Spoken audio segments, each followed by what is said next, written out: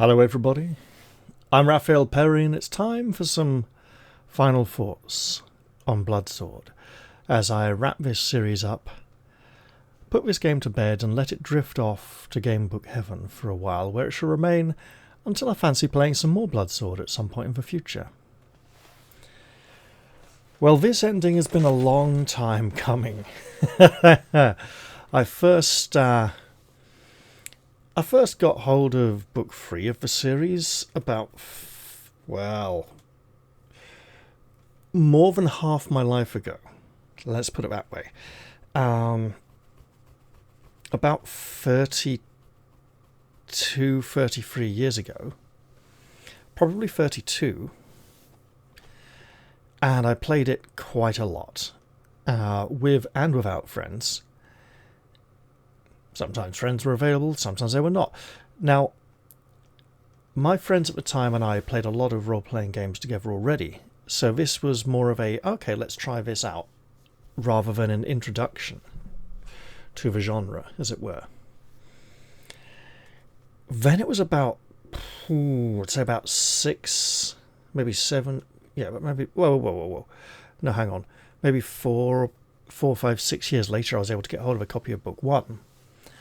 And then about maybe 5 years after that, I was able to get hold of the PDFs of the entire series. At which point I played through the first 3 books and decided to leave it for a while. Let it percolate, enjoyed other things. After a while I came back for it, and for YouTube I played the first few sessions of book 1, had a total party wipeout, and thought, okay, I'll leave it a while, give it a few years to forget it. And then I started feeling the itch again. I came back and I played the first 2 books, realised that I hadn't played the 3rd book for a very long time. Basically about 30 years. And just played it slowly, worked my way through it, enjoyed the fact that the 3rd book encourages you to play about a bit and play outside the rules, which is unusual for the series, but thematically appropriate for that book. Then I went in and played the 4th book and the 5th book, and they turned out to be not quite as challenging as I'd expected.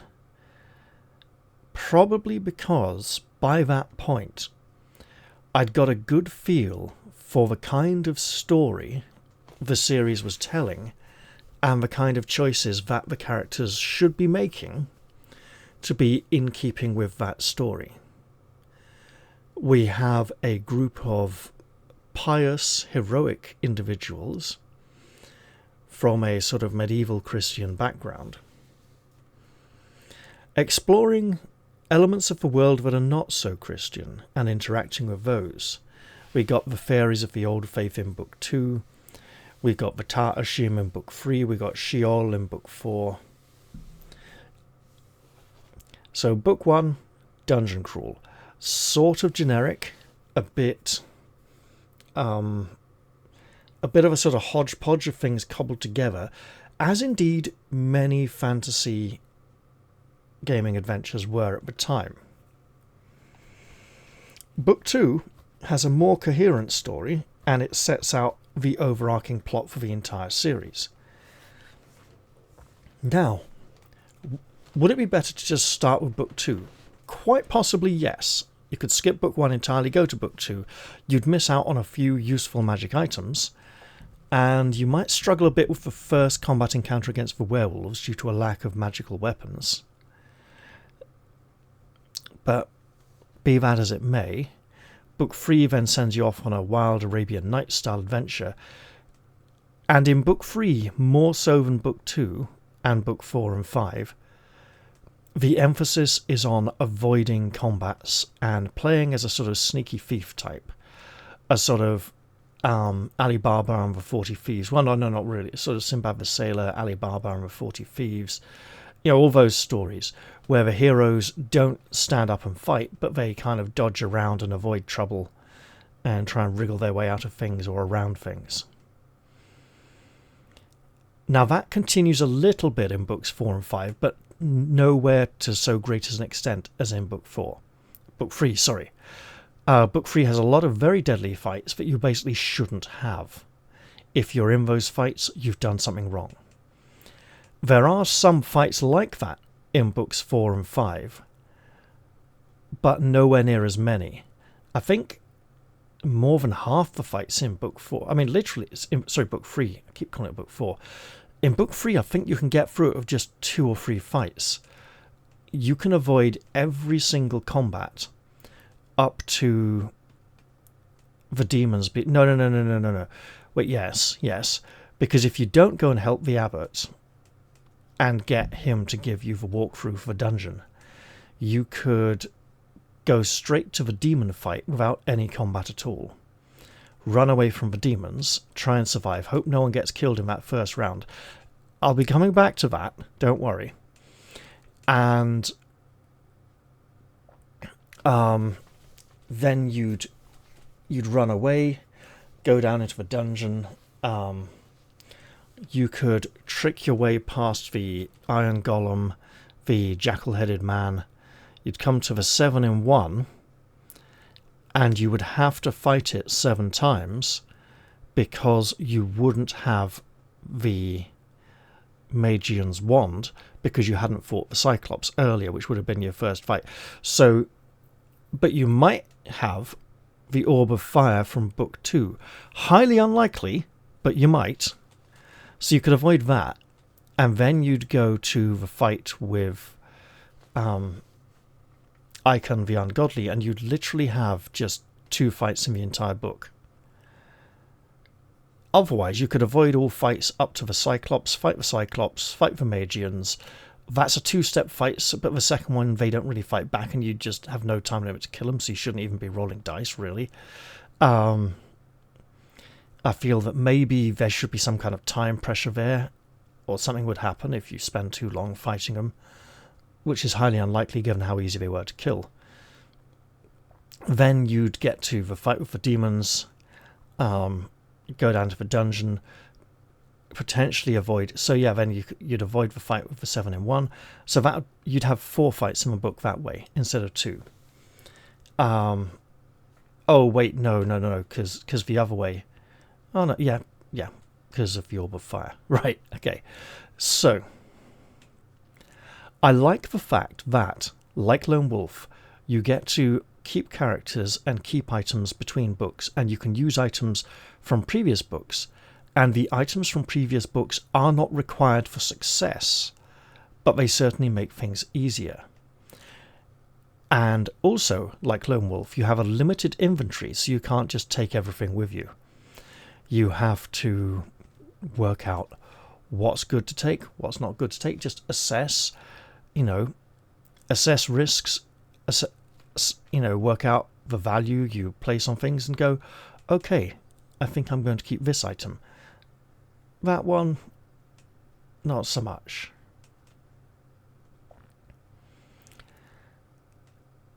Now, in book 4, we have a guide, and it's nice to see that book 4 repeated the book 1 thing of bringing the boss with you to the boss fight and piecing it together along the way.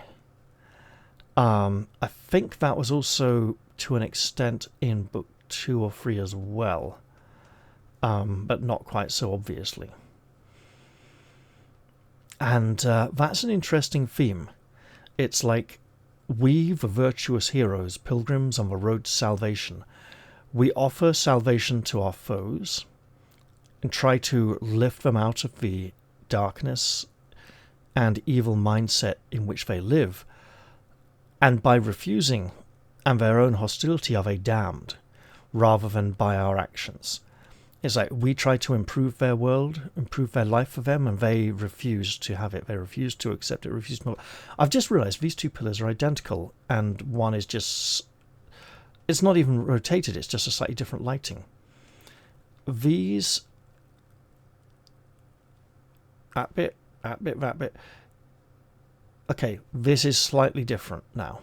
Alright, that's a relief. No, it's interesting. I'm looking at going, okay, interesting use of art assets. I like heroic maps. They always remind me of HeroQuest, and that may indeed be their intent. They've got the HeroQuest art style down very nicely.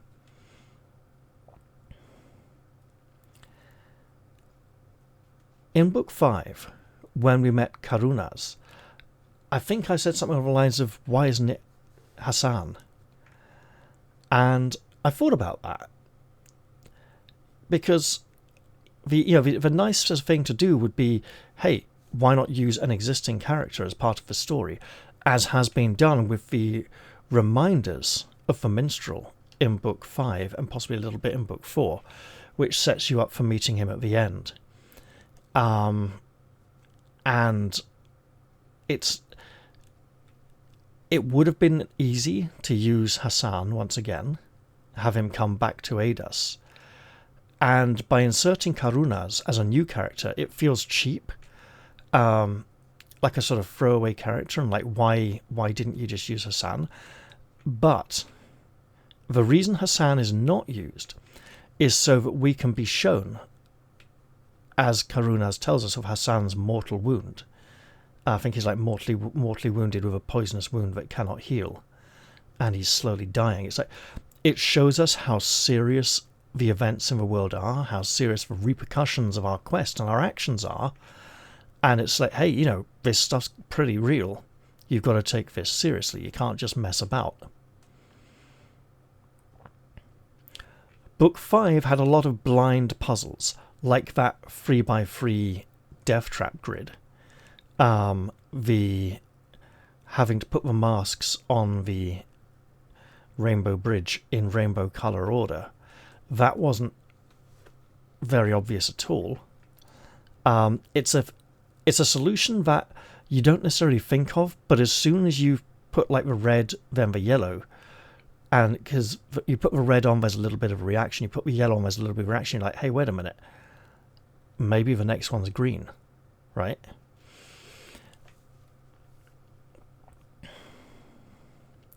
And when you do put all four in, you're like, okay, that's what it was.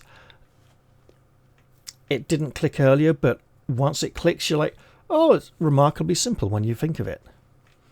A bit like say friend and enter, which Gandalf mistranslates as speak friend and enter.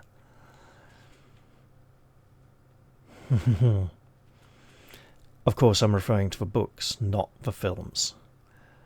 Because in the films, they cheese it by giving his realization to another character, whereas in the books, he comes to realization himself. And says, of course, absurdly simple.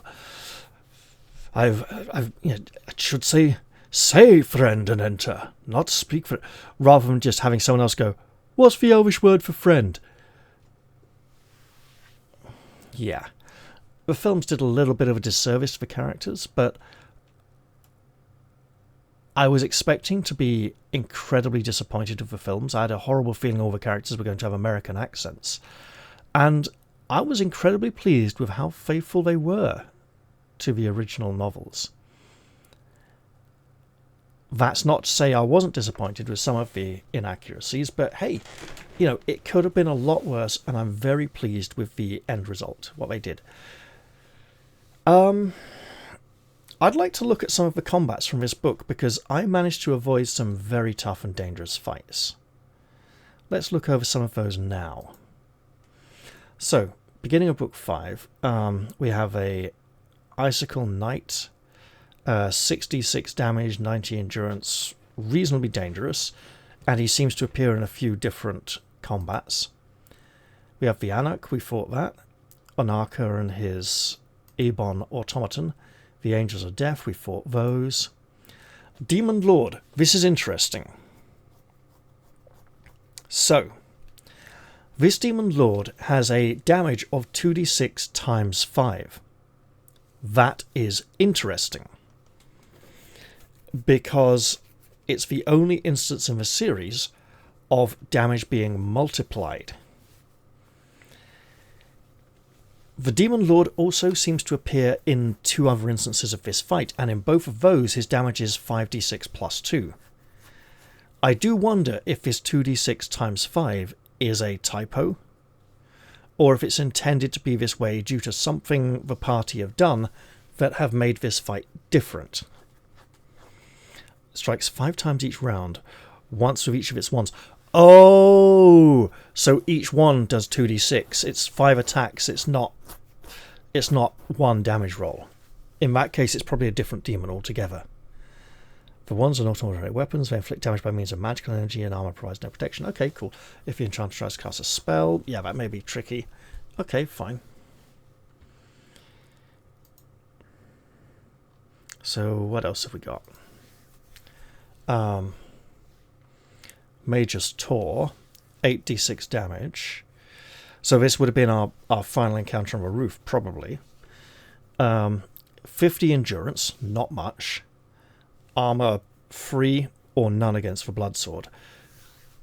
Interestingly, I note there's only one undead creature in the entire book, so the Bloodsword's ability to destroy undead creatures is a special ability that's almost never used. They give us the ability in Book 4. It's not used in Book 4. They give it in Book 5. It's in one optional encounter in Book 5. It feels like maybe, I don't know, Psychic Ability 8. Maybe the 5 Archmagi should not be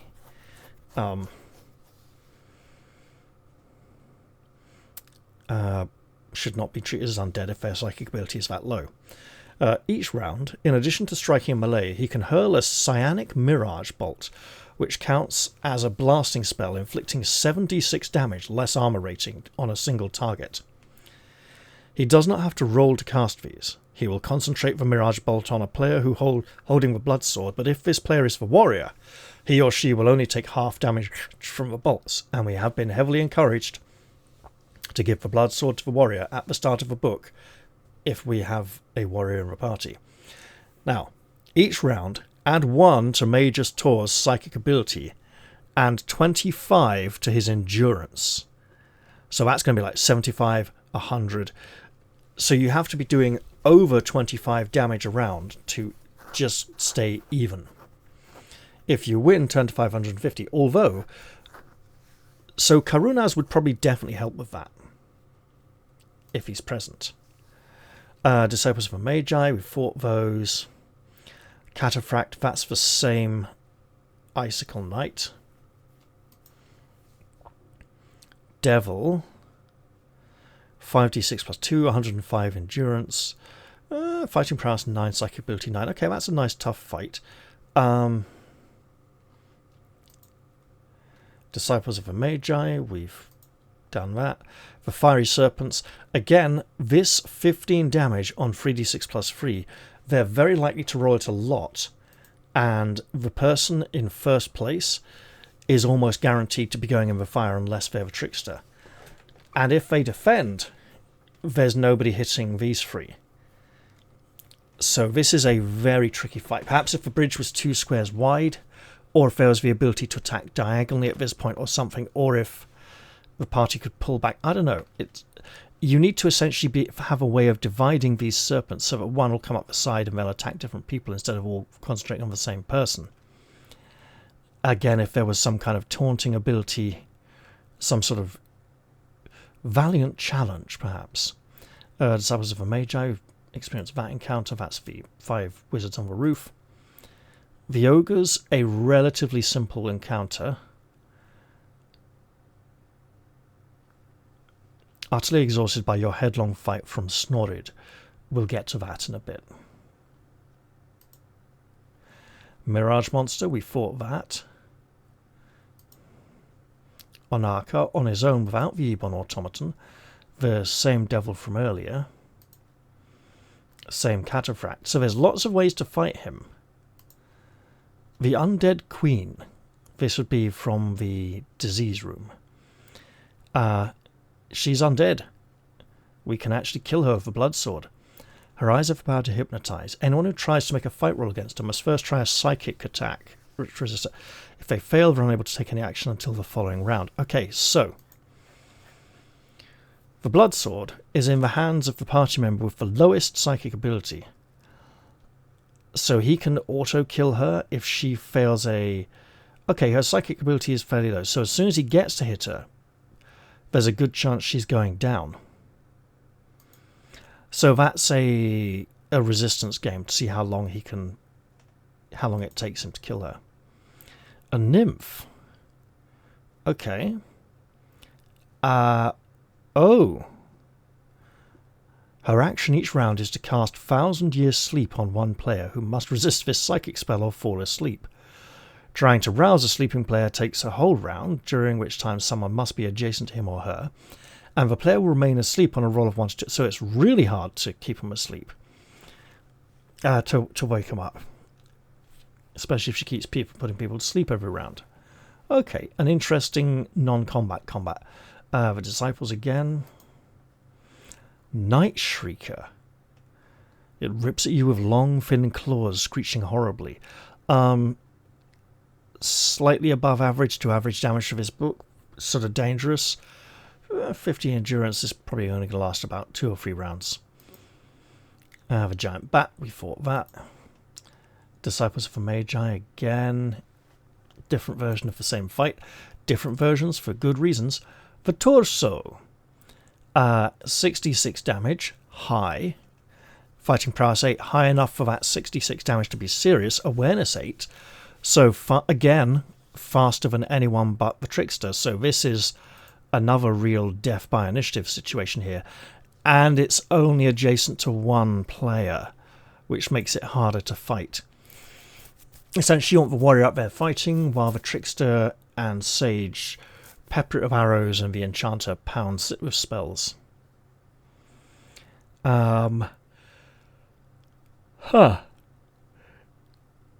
Each round, roll 1 die for the torso. On a roll of 1, it decides to attack the barge instead of the player. Make its fight roll as normal, and if it hits the barge, we all fall in the water, presumably. The Ice Knight again. Cross off any files you have used. So, makes us shrink down, quite small. Not be able to harm... Okay, so we can only hurt it with spells. Okay, and we're like really hard for him to hit. So that's where we would have used those. The Dissembler.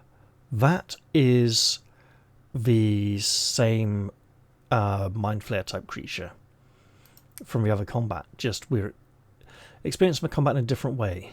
Giant Bat, we fought that. For Black Riders, this is a deadly encounter. Why? 4 Black Riders, 4 party members. Chances are the Black Riders will gang up and at least 2 of them will attack the same person in the same round. If they hit, it's psychic ability resistance rolls. Which for the party, we gotta... If the Enchantress or Enchanter has a lot of spells prepared, their psychic ability will be quite low. Especially as they're only rolling 1d6 to cast spells now instead of 2d6. So they're more likely to prepare multiple spells. The Sage, therefore, is likely to have the best psychic ability. And even then, that's only an 8. If they charm the person with the blood sword, that's a major problem. There's no consideration for us charming people back with the spell of Servile Enfrawment, which is also a problem. This is another death by initiative fight, because they go right after the Trickster, same time as everyone else. So, they can charm us, we can't charm them, and if we charm them, by use of the spell of Servile Enfrawment, they can't charm each other, because their axes aren't charming you to their personal side, but to their faction commander side, right? Because, you know, the axe isn't making you friends with the person who just hit you. It's making you friends with the Black Riders and their master, the organization they represent. This is a massive death by initiative fight, which is a bit of an issue across the whole series for the party of 4. With smaller parties of higher level characters, that is less of an issue, except, hey, they still get 4 chances to hit you, and that could be one character having to make 4 resistance rolls in the first round of combat. It's brutal. Okay, the Basilisk, the Ice Bear, and the Razorbirds. Well, this is an illusion. So, not sure how the results of that would go afterwards. Brontophon. Sounds like some kind of dinosaur. This creature looks something like a giant acorn on 4 chitinous spider legs, with numerous glistening eyes set under ridges in its carapace.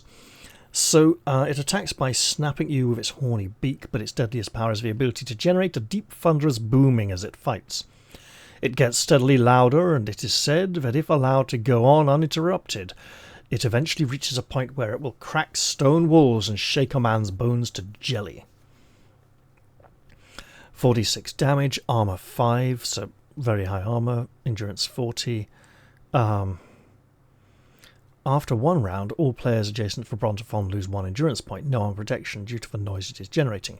After 2 rounds, this increases to 2 points. After 3 rounds, increases to 3 points. After 4 rounds, 8 points. Okay, 1, 2, 4, 8, 16, 32. Yeah. If you don't kill it quickly, it can do you a lot of damage. Now, there's an argument for saying, person in position 1 fights it on round 1, they take 1 point of damage. Person in position 2 comes in on round 2. On round 2, the Brontophon gets louder. The person who only came in on round 2 says, but this is my first round next to the thing, I should only take 1 point, while he takes 2. But no, it's getting louder. Everyone around it takes 2. Disciples of a Magi on the rooftop again. We're in different positions, probably because we've done something different. Harbingers of the Red Death. This one, at the start of each round, each player rolls 1 die. On a 1 to 2, you are seized by panic and can do nothing for that round. That's not a psychic ability resistance test. That is a flat dice roll that is the same whatever level your character is, which makes this very dangerous to parties of any level and any size. The randomness of losing turns means you're not going to lose that many turns, but it also means you can't defend. And if they've already hit you for 5d6, at this party level, you can't really take a second hit unless you're maybe the warrior in plate armor. So that is pretty dangerous.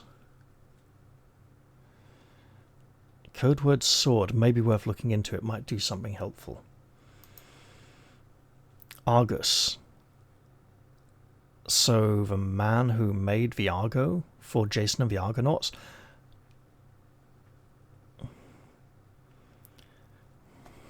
Creatures multiplies, so clearly not Argus, but a creature using his name. So this would be, a little point I'll come to a little bit later there as well. 3d6 plus 3, not that dangerous. Going to be a few rounds fight. The True Magi, all 5 of them, great. Fighting prowess 12, 8d6. They can hurl magical power bolts that count as blasting spells. Do not have to roll to cast these. Each round add 1 to their psychic ability and 10 to their endurance. So, if they do count as undead, and their psychic ability increases every turn, then the warrior's ability to kill them diminishes every turn. But these aren't explicitly called out as undead.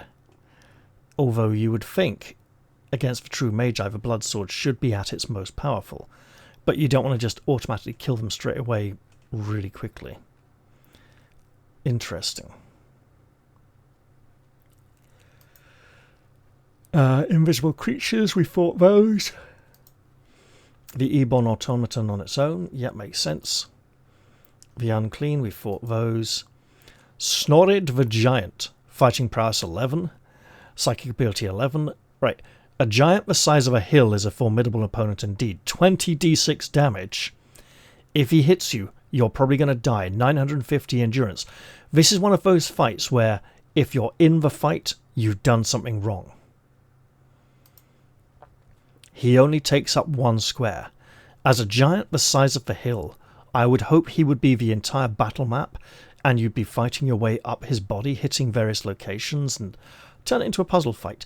Not something easily done in the format of this book, and that would be done more through text options rather than a straight combat section.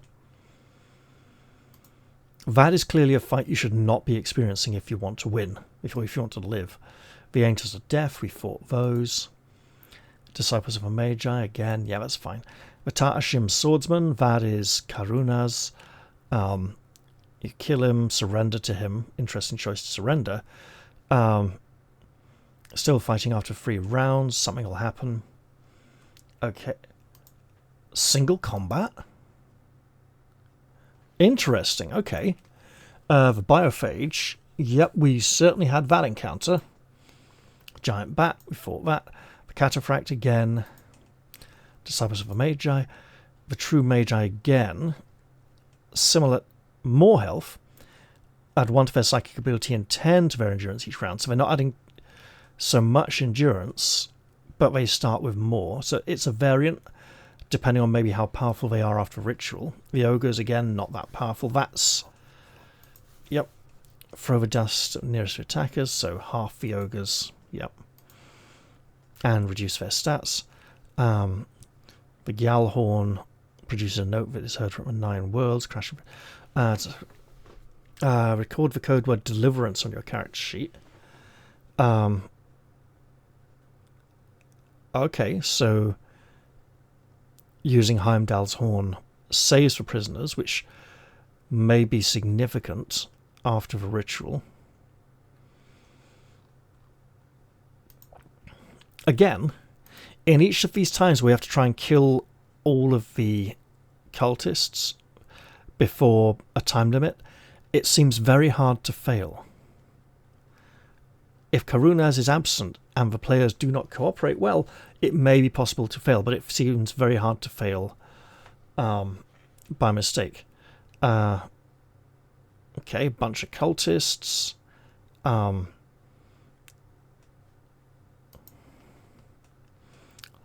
lice are clustering around you. Each the size of a shield, they are symbiotes whose function is to clear pieces of organic matter off the Colossus's carapace. Unfortunately, they obviously include you in that category. Doesn't look like a very challenging fight. Looks like they're gonna have an ongoing damage thing. Okay, so a moderate encounter. Viagus again. Cataphract again. The dragon. I had seen the word dragon a few times as I was moving between sections playing the book. Right. This looks like it should be a fun encounter. I don't know where it is in the adventure. It would be nice to experience it. The dragon rears up for a titanic battle. It will not move from where it is atop the treasure pile. Players charging up the pile, shown as shaded on the tactical map to attack it, can only move 1 square per round. This is because the treasure shifts under you, making progress difficult. Movement down the pile, away from the dragon, is as normal. Now, this would be interesting. If, say, the trickster had some kind of athletic, acrobatic ability to leap, I wouldn't allow him to leap from one treasure space to another space, because the treasure shifts underfoot and makes it harder for him to jump up from anything as his footing just disappears from beneath him.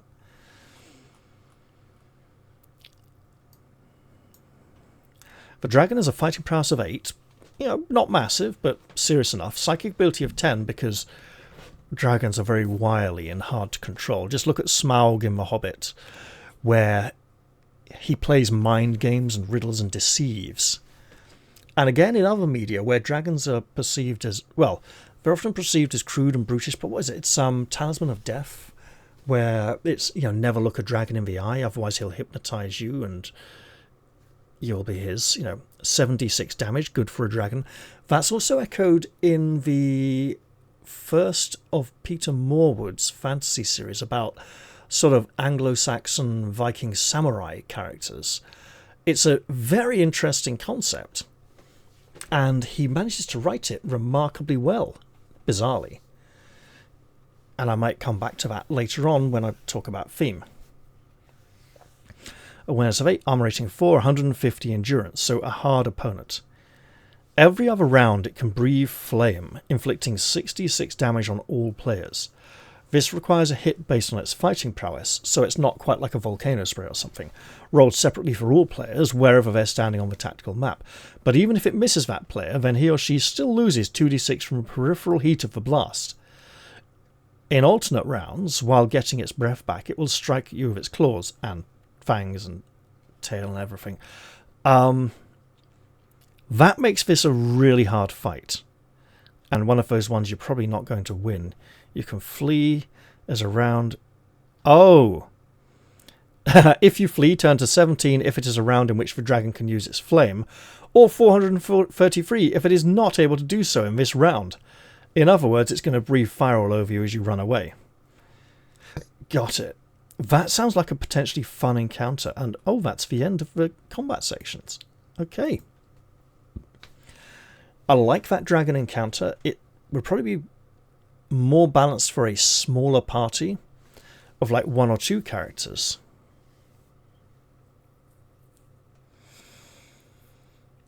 I've played through the adventure with a party of 4, which means I've been playing the fights on the hardest difficulty setting with the lowest level characters possible, but I've been playing the non-combat sections on the lowest difficulty setting because I've been able to carry 4 times as many items as a single party of 1, and I've been able to take all the class options whenever I wanted to, instead of going, oh no, that character isn't in the party anymore.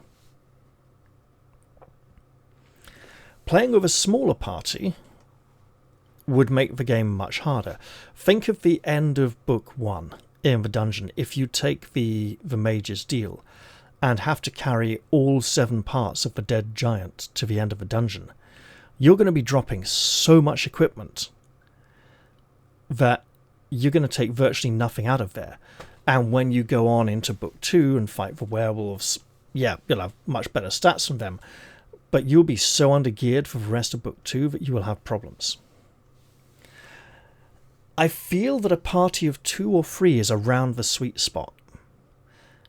I'm not sure that any one mix of characters is particularly perfect, and it would be interesting to see how different party groups would fare in different situations and different encounters. If you were going to go solo, I'd be tempted to say play as the Sage, because the Sage gets the best easy mode class options to help you solve puzzles and give you solutions for things. Back in Book 1, I was tempted to use one of the magical scrolls from the dungeon that lets you reassign a point in between ability scores to swap a point from the warrior's fighting prowess to psychic ability. I did not do that because it would have essentially turned him into the Sage without any of the Sage's class abilities. If I had remembered that the warrior can get the Fearless ability from Book 2, I would have definitely made the exchange. Because the warrior's psychic ability remains incredibly low for the entire adventure, and the amount of times you have to roll psychic resistance for a single character, you would be very screwed playing as the warrior. The Sage doesn't have the fighting prowess to hold up against most of the fights early on in the adventure, but once he would start gaining magic items, he might be able to do a lot better. The Trickster would be hard for people to hit, actually, especially when he gets to like Book 5 and gets that ability from the end of Book 4. Solo Trickster could be interesting. He's almost got the same combat stats as the warrior. Solo Enchanter would be tricky. You might get beaten up a lot in fights. Also, trying to get together a group of friends to play. As the group, right, to do that, you need to have players who are comfortable with the concept of limited choice. They understand this is the format we're going into, these are the choices that will be available to us, and it's almost inevitable that at some point one of the players will say, but what if I don't like any of these choices, or what if I want to do this instead? At which point you say, especially if they're experienced role players actually, at which point you say, okay, well what we'll do is next time we'll break out a proper role-playing game, maybe even Dragon Warriors, the game that Bloodsword was derived from, right? And play that, as this is more of a gateway game into other games, right? And as such, many groups may have not finished the series back in the day, right? However, truly experienced role players who are open to the possibility of playing with limited options go, okay, this is the format we're playing, we're mostly here for the fights, the adventure is going to be very structured, so we can't make any wrong decisions, completely wrong decisions, like off-the-wall wacky stuff, but wrong decisions will still be there, and if we think about it a bit, we can avoid most of them. Those players can be comfortable trying this out, I think. It's the kind of players who are happy playing pre-generated characters, not the kind who... Right. There is a kind of player who absolutely hates the concept of playing with pre-generated characters and refuses to do so, and says, no, I want to make my own character. Don't you try and force something on me. It's like, mate, I'm just offering you this, right? And those players want to create every single aspect of their own character, and I'll tell you what, they're not as original as they think they are. Often their characters are remarkably bland, cookie cutter, a bit boring, often squishy damage machines, I've noticed, without the long-term durability that other characters often require. Then you get the players who are so happy with a pre-generated character because they don't have to make anything up at all, and they just go, okay, yeah, I'll play that. That's not the kind of player I'm talking about either. It's the kind who looks at pre-generated and goes, okay, I'll make this character mine. I can change the name a bit, tweak something a bit, invest in with personality. Most pre-generated characters are a stat block. They're just numbers on legs. It's a character sheet. You provide the personality, you provide the character. You make it your own, right? Often pre-gens won't even have a name, right? Now, I have seen some beautiful games like Shadow's Vestrum where the pre-generated characters actually have character background, motivations, psychological stuff. It's like, these characters would be a joy to play, provided you have the players who are comfortable playing pre-generated characters and making them their own, right? It's the players who rebel at the very thought of pre-gens who would struggle with the Bloodsword series because they wouldn't like the limited choice. The players who like being given a complete character because they don't have to think might actually dislike the amount of choice involved in playing a gamebook series. They might want it a little more on the rails, and they might not realise that actually the Bloodsword series is one of those... It's similar to Lone Wolf in that it's a flowchart rather than a spider diagram, right? Fighting fantasy game books are a spider diagram. Here is your choice, you go off in all different directions and you never come back, right?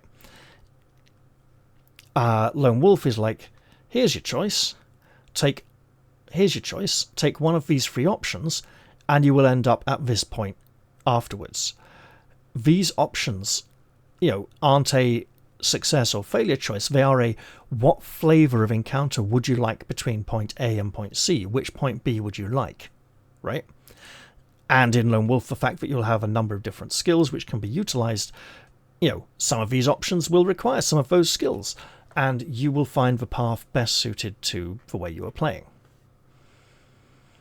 In many ways, Bloodsword is similar in that it's fairly linear in terms of the storyline and the way you are moved along, and the amount of divergence you can have from that. You're generally drawn back to the plot shortly after, rather than going in vastly different directions, many of which are completely incorrect and will never bring you to victory.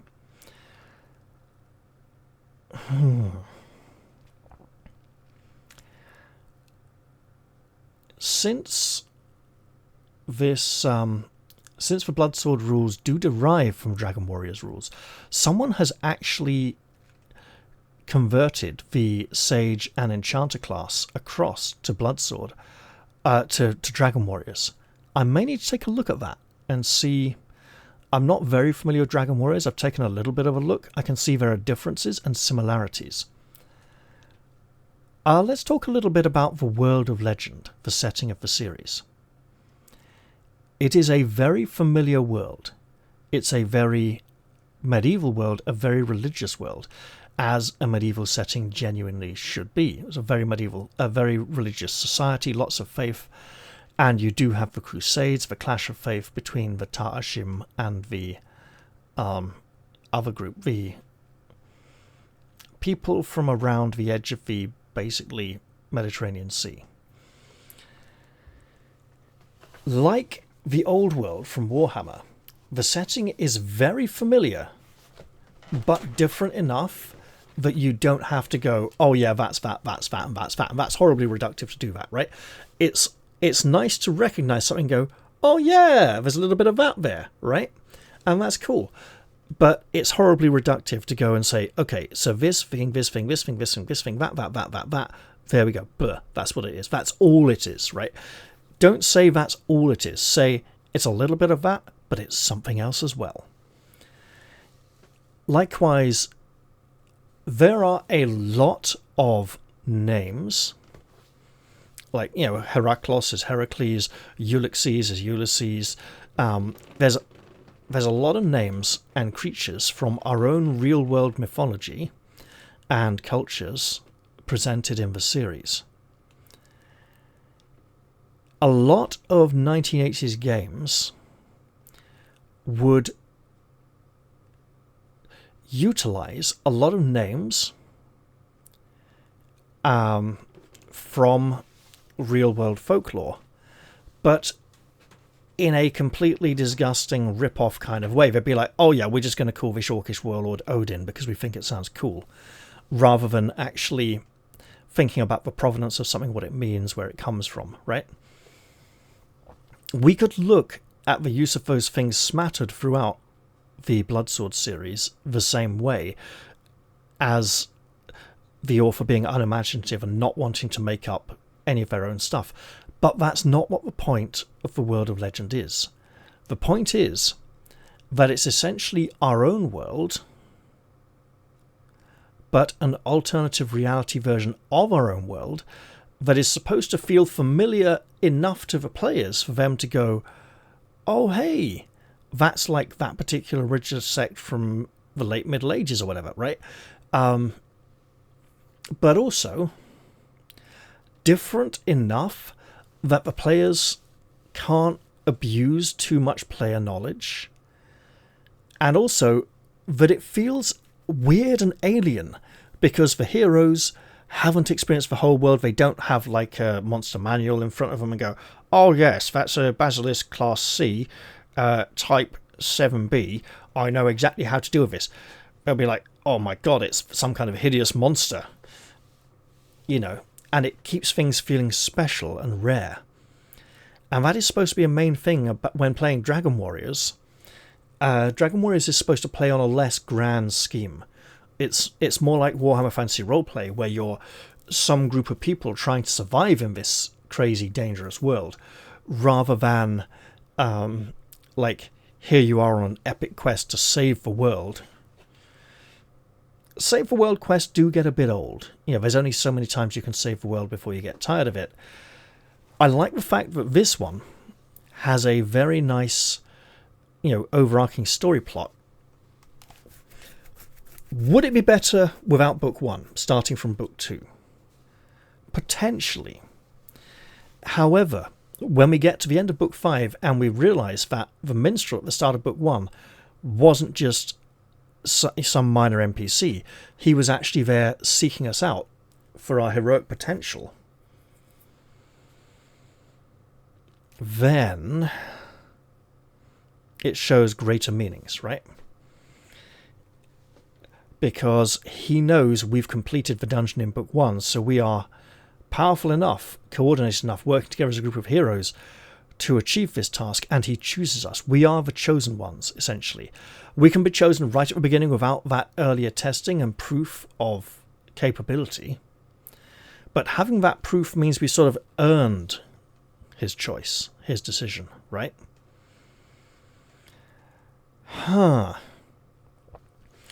I've been led to understand that the authors wrote a novelization of the series in which they kind of start with the beginning of book 2 with the werewolves and the minstrel in the forest, and then I think the heroes take the first piece of the sword to Craft to try and learn more about it and learn where they should go to get the next bits, and it gets stolen, and they need a magical spell to find it, and nobody's going to cast that spell unless they go through the dungeon, and that'll be their reward. And then they kind of carry on, play through book 1, go into book 2. I don't think they do the whole, I don't think there's going to be like a massive amount of fight scenes in a novelization, and the adventure might not be entirely the same, but it could be. The Lone Wolf novels started fairly faithful to the books, and they had that woman who began with a Q who was an annoying character, who just basically reset the thing every time Lone Wolf died, because Lone Wolf was played as a really brash, aggressive idiot. And then at the end he ended up being destroyed to teach some kind of lesson. It kind of... The Lone Wolf novelizations got more sort of Buddhist philosophy, I think, as the series carried onwards. I can't remember exactly. Anyway, I've completed this series. It's taken me over 30 years, and I should feel as if a massive weight is lifted from my shoulders. I don't really. I feel a nice sort of sense of satisfaction, but not necessarily a huge sense of pride or something, as if I've undergone some great achievement. I should be proud. I've done well.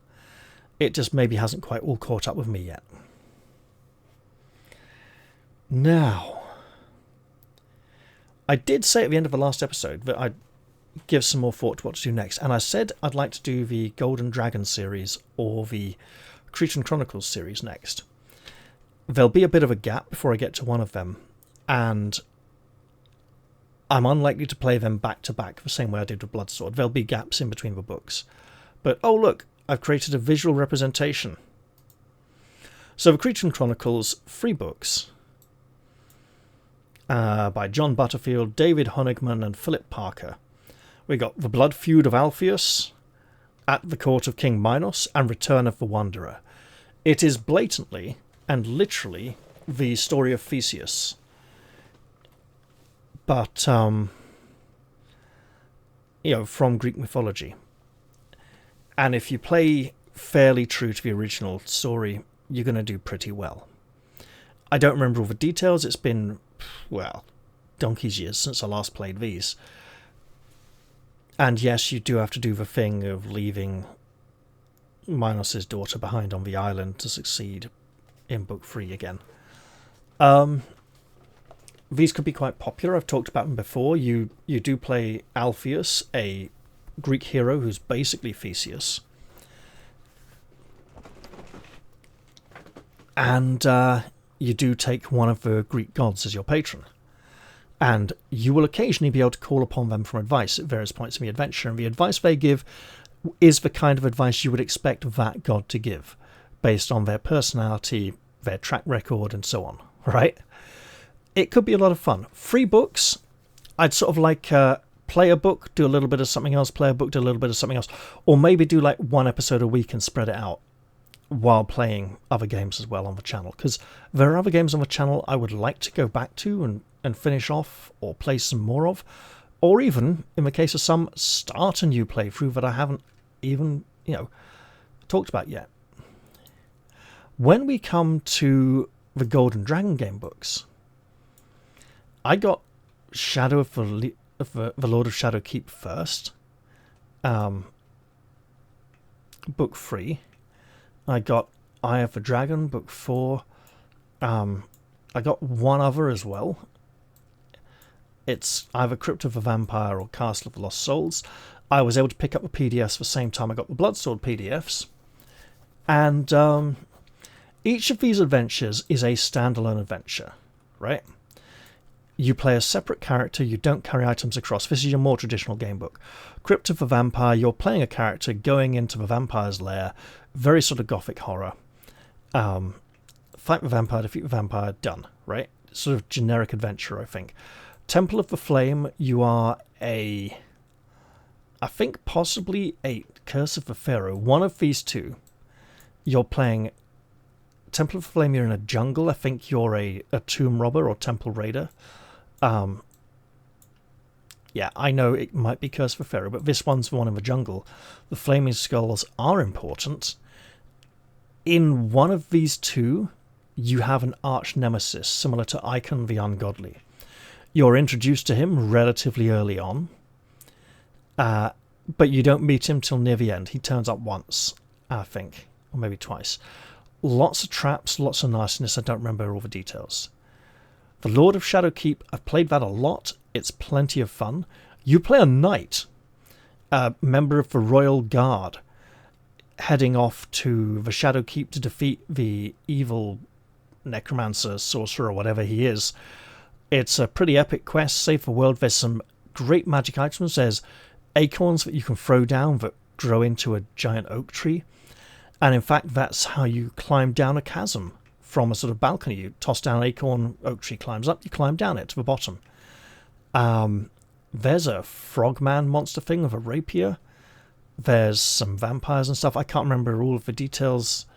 This character on the horse with the scythe, the illustration of a book looks a lot less impressive. Oh, there's a troll with a toll bridge and a badly worded sign telling you to put, it says toll, or your gold, or your life. And there's a troll bowling ball you can get from fighting the 2 or 3 trolls. And there's a long hallway with suits of armor holding halberds on either side. And as you walk down it, the halberds will come down and hit you, but you can roll the bowling ball along the middle, trigger all the halberds so they fall down, you walk safely through. I remember things about that book. There's a knight in a suit of armor sitting by the fire whose armor has all rusted into one piece. And he's been sitting there for ages, and the innkeeper treats him meanly and only feeds him and drink occasionally to keep him alive, to torment him. He reminds me of the knight from book 2 of Bloodsword. And it's by Oliver Johnson. That actually makes sense, yeah. Dave Morris and Oliver Johnson, Dave Morris, Oliver Johnson, Dave Morris and Eve Newnham.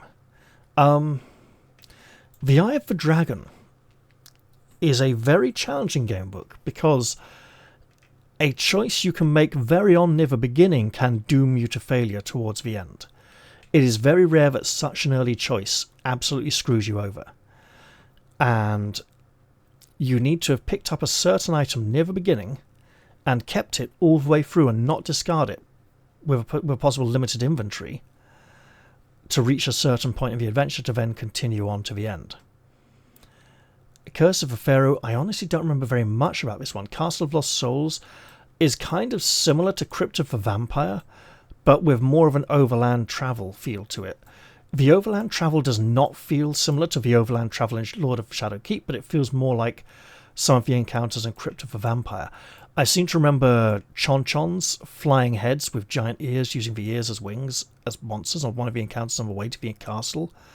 I don't remember very many details, but that would be 6 game books that would not be played to back, but would be played sporadically in between other books and other games. I'll probably put up a community poll as to Golden Dragon or Blood Feud of Alpheus. I almost said of Theseus. And also, I've got, 3 or 4 episodes now of Evil Islands ready to upload. And I've got other games on the channel that I want to come back to and enjoy as well. 439, there we go. So that about wraps it up for this video, I think. I have enjoyed the Bloodsword series greatly throughout the multiple decades that I've known of its existence, and I am glad to have completed it. It feels good.